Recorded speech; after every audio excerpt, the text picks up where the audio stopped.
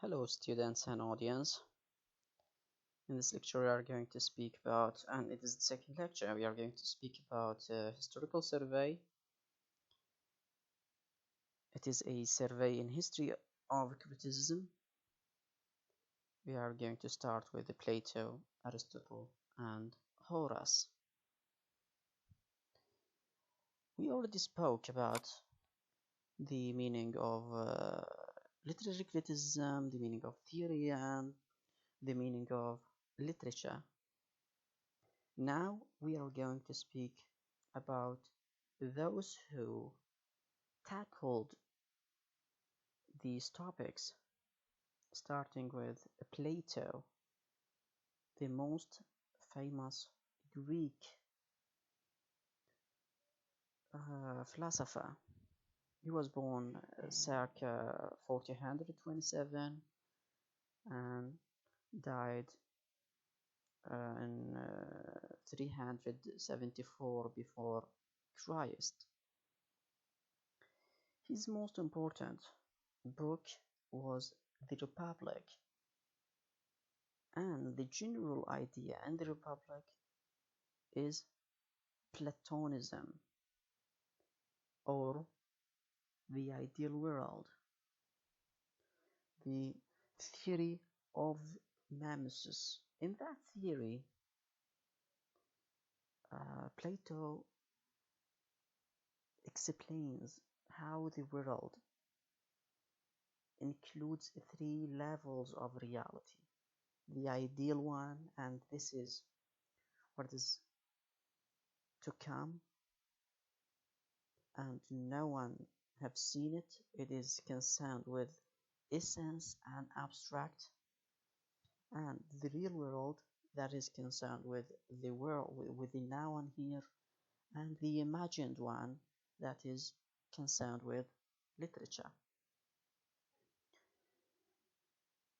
And every one of these worlds is an imitation of the other. The real world is an imitation of the ideal one, and the imagined world is an imitation of the real one. So the imagined one is two steps far from the ideal one that is concerned with the essence. Plato was very interested in the ideal world, that is the world of the abstract. When you, for example, if I am speaking about the chair you are sitting on, if Plato is sitting with me, then he is going to be concerned with the idea of the chair, not the chair itself. I mean the abstract idea, not the material chair. And this is the essence. Because if you are concerned and you are interested in with the essence, then you are interested in the truth, in the perfect truth, rather than with the ideal, rather than with the natural world that is merely an imitation to the ideal. And in this way, we can say that the road to truth is idealism. If you want to find truth, then you have to be an idealist. That is according to Plato. In the beginning of his journey in criticism, he said that poets and writers should not be in the ideal city, and in his ideal city, for many reasons. First, because they are emotional, because poets are emotional. They arouse pity and fear, and they fill the reader with these emotions, with emotions of pity and fear. But in reality, this is an argumental. Does a reader, or does the reader, feel pity and fear as kind of purging himself of these feelings, or as filling himself with these feelings. If you watch a horror movie, are you going to be filled with horror feelings, or you are going to be discharged and purged of these feelings? And this is an argumental point. Again, number two, because they describe things that are not original. You know, Plato said that literature is merely an imitation to reality. So, if it is an imitation, then they are describing reality that is not the real world, and it is not the original world. Number three, he prefers written philosophy rather than oral poetry. And this is a point that is not obvious to many, because philosophy at that time was not that prevailing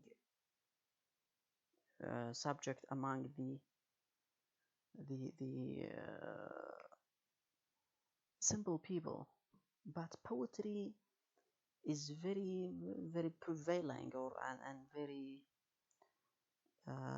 interesting, especially among the simple people.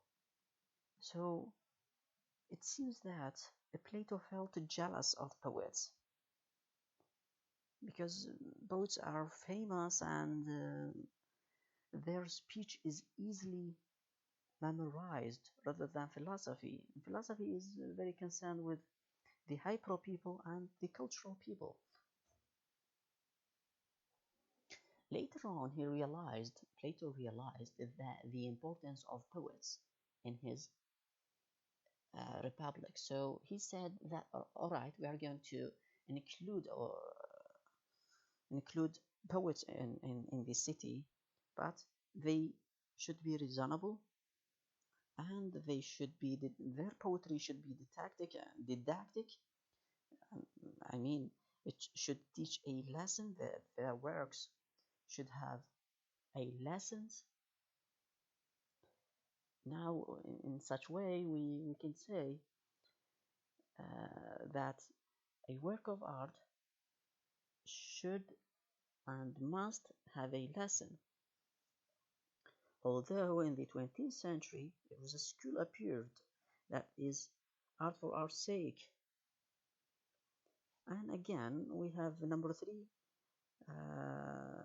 literature should help people to seek the real world, not the imperfect one. He meant that writers should write about the real world, and the ideal world, not the the natural one, and the one that we are living in such way that they should write about the essence and the abstract. And again, and the most important point, he said that they should be censored, and writers should be censored. In such way, who is going to be the censor? Is it the government and the agencies? Because the writer is going to speak about politics, they are gonna ban such kind of books and such kind of literature. This is dependent and a very argumental topic. In the end, we're going to speak about a general note that in his book he spoke as if he is an oracular, as if he is an orator, and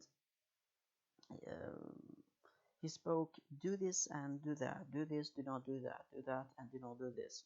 And this is something, seems that of kind of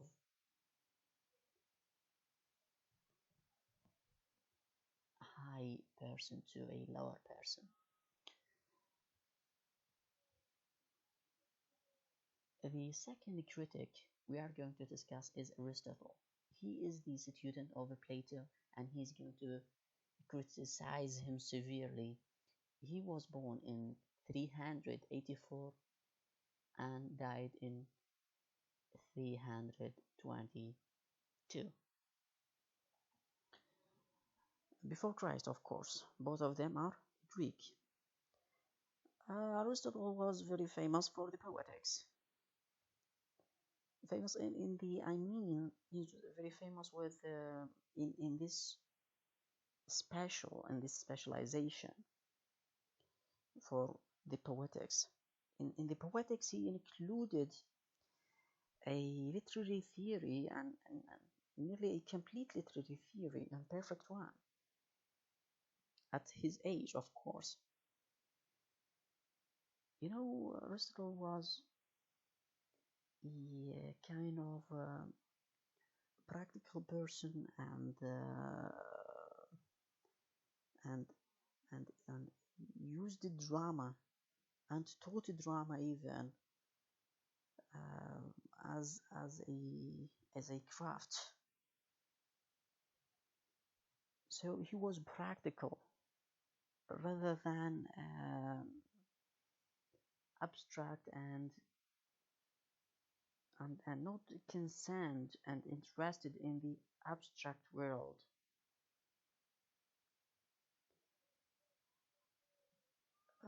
He put a theory in writing,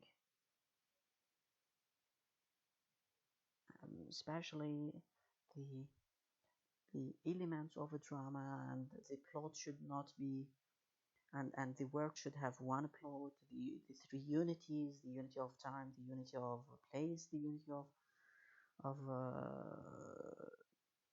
plot. So he's speaking out of an experiment.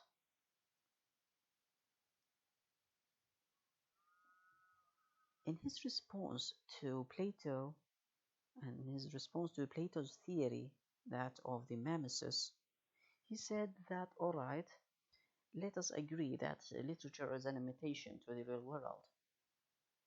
But there are no two similar imitations for the same situation are similar.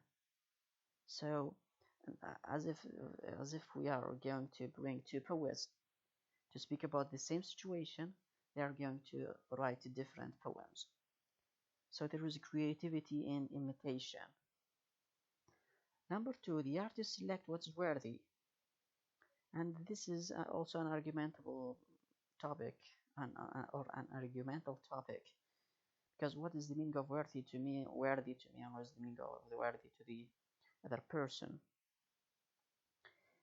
Again, number three, the artist is not moving two steps far from reality, but he creates reality of his own. When Plato said that the writer is going to go a step further from reality, Aristotle responded that this is not correct, because he's going to go a step nearer to reality rather than to go a step further. And again, number four, what Plato said about reality is that the truth and the perfect truth is in the ideal world. Aristotle said the reality is in the now and here, not in the unseen and the non-existent. So this is also a point that Aristotle responded about to Plato. Again, literature is about what could happen, not about a particular incident. So that's what makes literature more important than history, because history speaks about a specific point and a specific incident, whereas literature speaks about what could happen according to the law of possibility. Number five, when we said with Plato that when we said with Plato that art is going to fill and poetry is going to fill the reader with pity and fear. At the reverse, Aristotle said that it is going to purge him out of pity and fear. In reality, in this topic, we can say that there is no person who is free of all all all emotions, who is going to watch a film of horror or is going to read, but he already has an emotions, and he's going to read, he's going to purge these emotions and fill himself with the new emotions. And when he's going to watch another film or another movie, he's going to fill himself with another emotions, and it is a long journey, because there is no person who is free of emotions. And again, the point number 6, art possesses form and like life, and this is completely true, because in life there is uh, no beginning and rising action, and there is no end, or a definite end. Even when we die, we are not going to end the life. No, only our life is going to end. It's not the end of life. Number 7, it is the thought expressed through language that are of the utmost concern, not the words. You know, Aristotle was very concerned with the ideas, with the content the writers are speaking about, whereas Aristotle was very concerned with the form as well, not only the content, and again with the language the writers use in their works of art. So there should be a close attention to the language. 9. Number 9. Unlike Plato, whose chief concern is the subject matter and its effect on the reader, Aristotle emphasizes literary form or structure, examining the component parts of a tragedy and how these parts must work together to produce a unified whole. As we already said, that Aristotle was concerned with the form, with the content, and with the language, with the style. And also he put a definition to tragedy, that put a definition to comedy, and defining Homercia, defining a comic hero, and the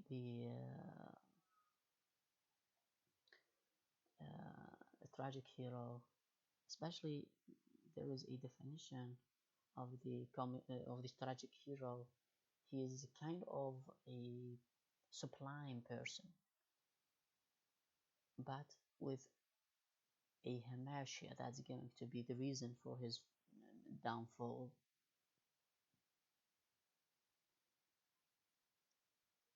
For what is to be considered in this topic, that Aristotle said that tragedy should be taken and should be among the princes and among the palace, and this is nowadays not very important. We have again the third critic is Horace. He was born in 65 before Christ and died in 8 before Christ. He's a Roman critic. That's the different topic, and that is the different point. A different point if we compare him with Aristotle and Plato. Again, we are going to say he gave a practical guideline to writers. He said, if you are, or if you want to be a good poet, do these things. And this is something not natural among Aristotle and Plato. Again, number two, Horace contributed in creating literary text or literary taste during the Middle Age, the Renaissance, and through much of the neoclassical period, because already, as already we said, he put a guideline to writers. So the preceding writers and the writers who followed him mostly followed his rules. The different point between him between him and Plato and Aristotle was that he said poets should imitate old poets, not nature. And this is something he knew, because he said poets must imitate other poets, particularly those of the past, not nature. And to be a good writer, he gave many points. Number one, write about traditional subjects in novel ways. Then the subjects should be traditional. You are supposed to write about something written about, but in a different style, in a different way. Again, understand your reader, because if you are trying to write to someone, you are supposed to understand his mentality. And this is really kind of a theory that's going to happen or going to appear later on. That is the reader response theory. Again, imitate classical poets. This is also again we already spoken about. Combine usefulness and delight in your work of art. Do not be very concerned with being useful and forget to be delighting. So the writer should be useful and should be delighting. The aim Horace, the aim behind literature is to be sweet and useful. Now we spoke about the three critics. The first was Plato and his view in literature and writers and readers. Aristotle, his view in literature, writers and readers, and Horace in his view about writer, reader, and the text as well. I wish you have a nice time. Thanks for your listening.